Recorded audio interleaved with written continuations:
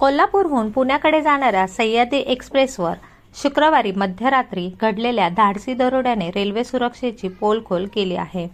सातारा व सांगली जिल्ह्याच्या सीमेवरील सेनोली रेल्वे स्टेशनजवळ दरोडेखोरांनी अक्षरशः प्रवाशांना टार्गेट करत लूटमार केली.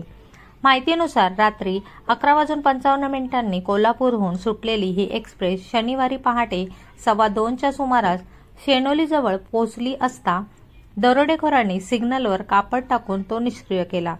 सिग्नल न मिळाल्याने रेल्वे थांबताच 4 ते 5 दरोडेखोरांनी डब्यावर हल्ला चढवला.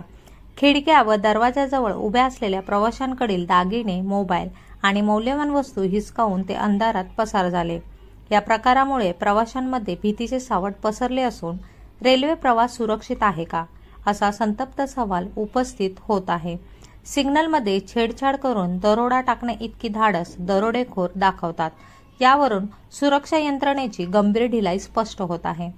कराड स्थानकात गाडी पोहोचल्यानंतर प्रवाशांनी दिलेल्या माहितीनंतर रेल्वे पोलिसांनी तातडीने तपास सुरू केला. पुणे, सोलापूर व मिरज येथून श्वान पथकांना पाचारण करण्यात आले असले तरी अद्याप आरोपींचा माग लागत नाही.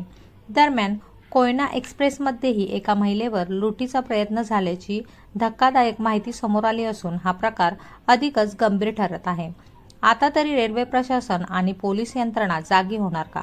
प्रवाशांच्या सुरक्षेसाठी ठोस पावले उचलली नाहीत तर अशा घटना पुन्हा घडण्याची भीती व्यक्त केली जात आहे.